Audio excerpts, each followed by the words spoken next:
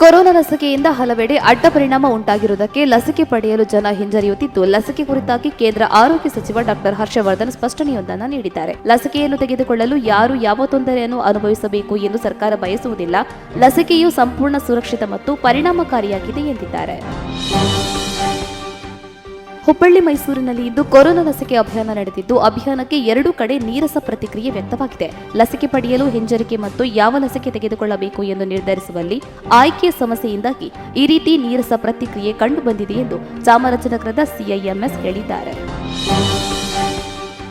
Maharashtra CM ಇತ್ತೀಚೆಗಷ್ಟೇ ಕರ್ನಾಟಕದ ಕೆಲ ಭೂಭಾಗವನ್ನು ವಶಪಡಿಸಿಕೊಳ್ಳುತ್ತೇವೆ ಎಂದು ಹೇಳಿದ್ರು. ಈ ಬೆನ್ನಲ್ಲೇ ಇಂದು ಬೆಳಗಾವಿ ನಗರಕ್ಕೆ ಹೊಂದಿಕೊಂಡಿರುವ ಶಿನ್ನೊಳ್ಳಿ ಗಡಿಭಾಗದ ಗ್ರಾಮಕ್ಕೆ ಮಹಾರಾಷ್ಟ್ರದ ಶಿವಸೇನಾ ಕೊಲ್ಲಾಪುರದ ಜಿಲ್ಲಾಧ್ಯಕ್ಷ ವಿಜಯ್ ಅವರ ನೇತೃತ್ವದಲ್ಲಿ ಬೆಳಗಾವಿ ನಗರಕ್ಕೆ ನುಗ್ಗುವ ಯತ್ನ ಮಾಡಿದ್ದಾರೆ. ಆದರೆ ಬೆಳಗಾವಿ ಪೊಲೀಸರು ಈ ಪ್ರಯತ್ನವನ್ನು ವಿಫಲಗೊಳಿಸಿದ್ದಾರೆ.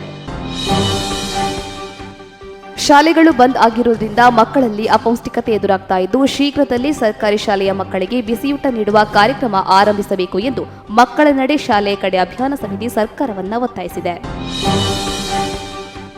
ವಿಧಾನಸೌಧದಲ್ಲಿ ಇಂದು ಜಿಲ್ಲಾಧಿಕಾರಿಗಳ ಹಾಗೂ ಸಿಇಒಗಳ ಸಭೆ ನಡೆದಿದ್ದು, ಈ ವೇಳೆ ಮಾತನಾಡಿದ ಮುಖ್ಯಮಂತ್ರಿ ಬಿಎಸ್ ಯಡಿಯೂರಪ್ಪ, ಮೃತರ ಹೆಸರಲ್ಲಿ ಪಿಂಚಣಿ ಹಾಗೂ ಪಡಿತರ ಪಡೆಯುತ್ತಿರುವವರ ವಿವರವನ್ನು 1 ತಿಂಗಳೊಳಗೆ ಪತ್ತೆ ಹಚ್ಚಿ ಸೂಕ್ತ ಕ್ರಮ ಕೈಗೊಳ್ಳುವಂತೆ ಅಧಿಕಾರಿಗಳಿಗೆ ಖಡಕ್ ಸೂಚನೆ ನೀಡಿದ್ದಾರೆ.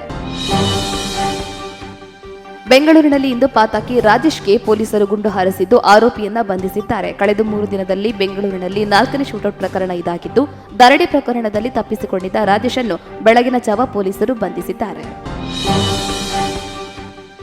ಆಸ್ಟ್ರೇಲಿಯಾ ಪ್ರವಾಸದಿಂದ ಭಾರತಕ್ಕೆ ವಾಪಸ್ಸಾಗಿರುವ ಟೀಂ ಇಂಡಿಯಾದ 5 ಸದಸ್ಯರು ಕ್ವಾರಂಟೈನ್ ಸೇರಿದ್ದಾರೆ. ಅಂತಾರಾಷ್ಟ್ರೀಯ ವಿಮಾನ ನಿಲ್ದಾಣಕ್ಕೆ ಆಗಮಿಸುತ್ತಿದ್ದಂತೆ ಕ್ರಿಕೆಟ್ ತಂಡದ ಸದಸ್ಯರು ಕಡ್ಡಾಯ ಆರ್ಟಿ-ಪಿಸಿಆರ್ ಪರೀಕ್ಷೆಗೆ ಒಳಗಾಗಬೇಕು ಎಂದು ಬಿಎಂಸಿ ಕಮಿಷನರ್ ಇಕ್ಬಾಲ್ ಸಿಂಗ್ ಚಾಹಲ್ ಹೇಳಿದ್ರು.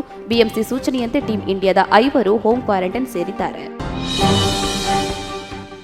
ದಿವ್ಯಾಂಗ ಹಾಗೂ ವೃದ್ಧರನ್ನ ಪಡಿತರಕ್ಕಾಗಿ ಗಂಟೆಗಟ್ಟಲೆ ಸರದಿ ಸಾಲಿನಲ್ಲಿ ನಿಂತಿರುವುದನ್ನು ಕಣ್ಣಾರೆ ಕಂಡ ಆಂಧ್ರಪ್ರದೇಶದ ಸಿಎಂ ವೈಎಸ್ ಜಗನ್ಮೋಹನ್ ರೆಡ್ಡಿ ಪಡಿತರ ಮನೆ ಬಾಗಿಲಿಗೆ ರೇಷನ್ ತಲುಪಿಸುವ ನೂತನ ಯೋಜನೆಗೆ ಚಾಲನೆ ನೀಡಿದ್ದಾರೆ.